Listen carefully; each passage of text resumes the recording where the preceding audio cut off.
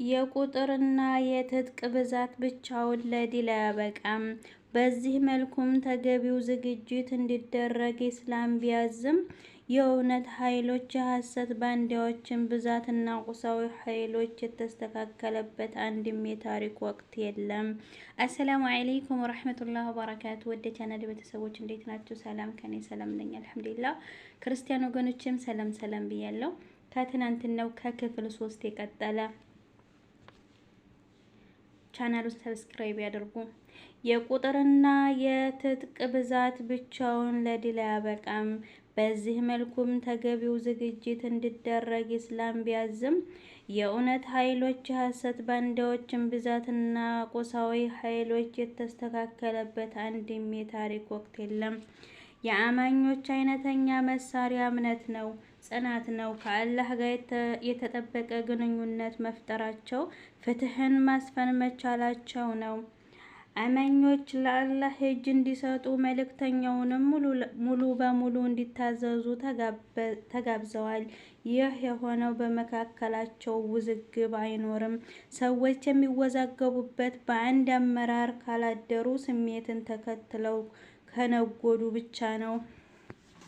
ሁሉም ለአላህና ለመልእክተኛው እጅ ሲሰጡ አይነተኛው የውዝግብ በር ተዘግቷል። ይህ ታላቅ ኃይል ይሆናቸዋል። በወቅቱ አጋሪዎች ወደ ጦርነት የገቡት በኩራትና በትዕቢት ስሜት ታጅበው ነበር። በወቅቱ አቡ ጀህል የተናገረው ይህንኑ ያሳያል። በአቡ ሱፊያን ወደ መካ ይመለስ ዘንድ በመከረው ጊዜ እንዲህ አለ፣ በአላህ እምላለሁ በድር ደረስን። በዘፋኝ ሴቶች ታጅበን ግመሎችን እያረድን እየተመገብን የወይን ጠጅ እየጠጣን ለ3 ቀናት ያህል እዚያው ሳንቆይ አንመለስም። ይህን ካደረግን አረቦች ዝንተ ዓለም ሲፈሩትና ሲያከብሩት ይኖራሉ። በዚህን አይነት ስሜት የወጣው አቡ ጀህል በድር መቀበሪያው ሆነ። አማኞች በእንዲህ አይነቱ አጥፊ ስሜት እንዲጠበቁ ይህ አንቀጽ ይመከራል። ምድራዊ የበላይነት ለመጎናጸፍ ሳይሆን የአላህን ዲን ለማገልገል ቃሉን የበላይ ለማድረግ ብቻ ነው። ይህን ለአፍታም ቢሆን መዘንጋት የለባቸውም።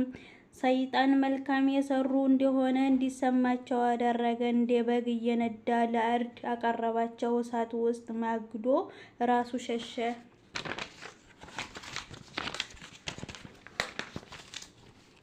49 መናፍቃንና እነዚያ ከልቦቻቸው ውስጥ በሽታ ያለባቸው ወገኖች። እነኚህ ሰዎች ሃይማኖታቸው አታሏቸዋል ባሉ ጊዜ የሆነውን አስታውስ። በአላህ የተመካ እርሱም በቂ ነው። አላህ አሸናፊ ጥበበኛ ነውና።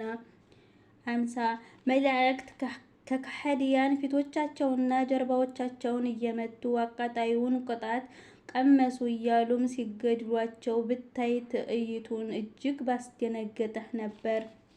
51 ይህ የሆነው በፈጸማችሁት ጥፋት ሳቢያ ነው። አላህ ፍጡራኑን በዳይ አይደለምና ይባላሉም። 52 እንደ ፊርዓውን ቤተሰቦችና ከእነርሱ በፊት እንደነበሩት አማጺዎች የዕመፃ ልምድ በአላህና አንቀጹ ካዱ። አላህም በኃጢአቶቻቸው ሳቢያም ቀጣቸው። አላህ ኃያልና ቅጣት ብርቱ ነው።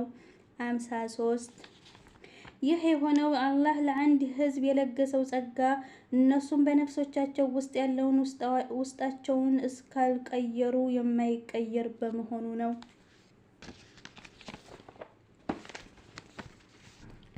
ከዚች አንቀጽና ከምንተርከው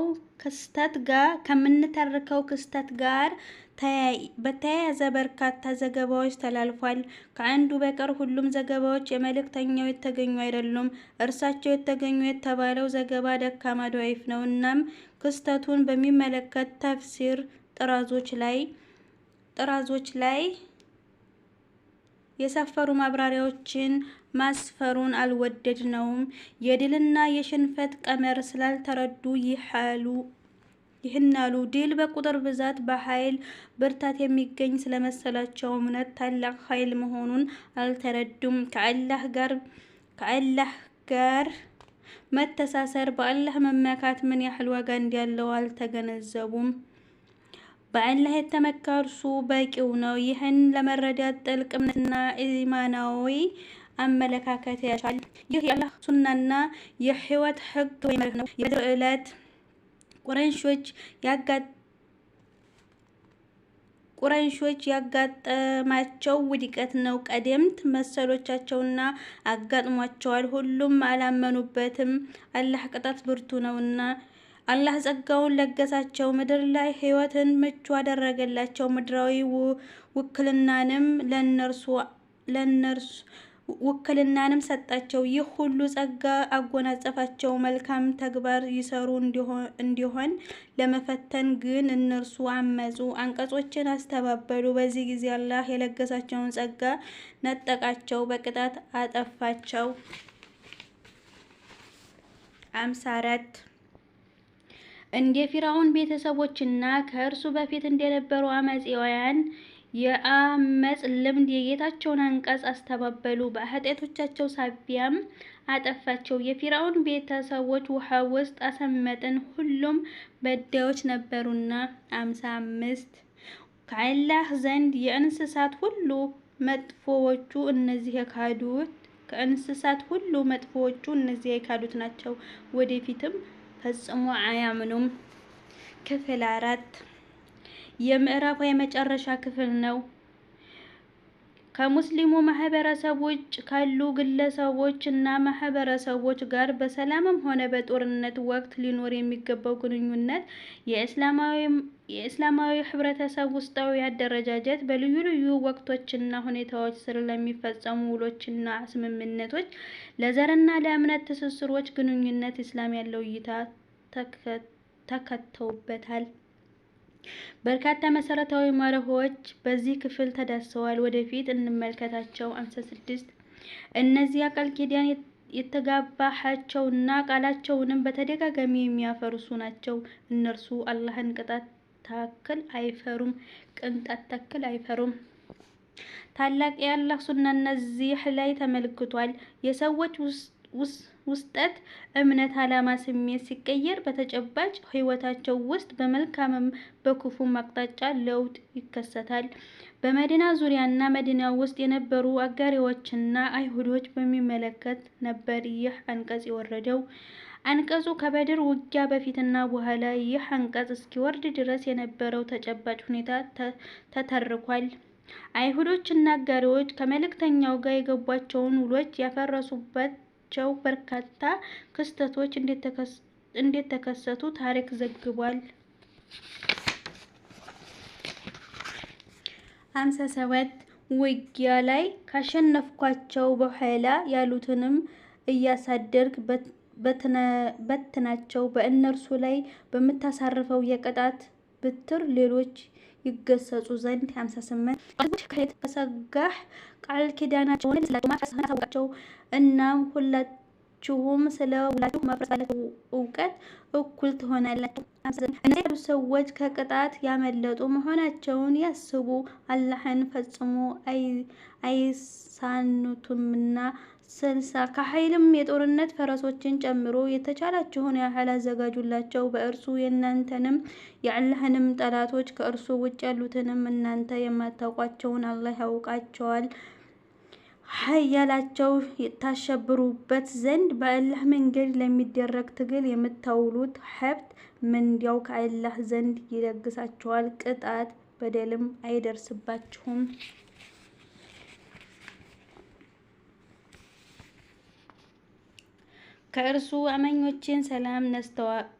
እነርሱ አማኞችን ሰላም ነስተዋልና ሰላም ሊያገኙ አይገባም።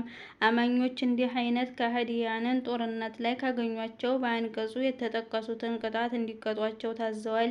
ይህ የኢስላም ባህሪ ነው። ኃይል ሊኖር ይገባል። የሰው ልጅ ነጻነት ለማረጋገጥ የሚያደርገውን እንቅስቃሴ መገደብ የሚሞክሩ ወገኖችን የሚሰባብርበት ኃይል የገቡበትን የሰላም ውል በግልጽ ላፈረሱ ከሃዲያን የመጀመሪያ ቅጣት ይህ ነው። በቀጣዩ አንቀጽ ሌላ የቅጣት አይነት ተጠቅሷል።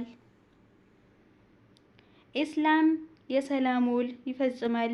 ውሉንም ይጠብቃል። ግና ውሉን ማፍረስ ከተገደደ በግልጽ ያውጃል፣ ያሳውቃል፣ አያታልልም፣ ክህደትም አይፈጽምም በግልጽ። ስለዚህ ሐመኞች ይረጋሉ። ንጹህ የትግል ጎዳና በመካከላቸው በእኩል ስልት በሚያጠቋቸው ጠላቶች የተበለጡ እንዳይመስላቸው የአላህ እርዳታ በእጃቸው ነው። ከሃዲያን ከእርሱ የቅጣት በትር አያመልጡም። የኢስላም ዓላማ ተደጋግሞ እንደተገለጸው የሰው ልጆች ከፍጡራን ባርነት ነፃ ማውጣት፣ ምድራዊ ስርዓቶችን ሁሉ በማንኮታኮት መለኮታዊን ስርዓት መዘርጋት ነው። ይህ ደግሞ በሰበካ ብቻ የሚሳካ አይደለም። ትግል መስዋዕትነትን ይጠይቃል፣ ደም ያሻዋል።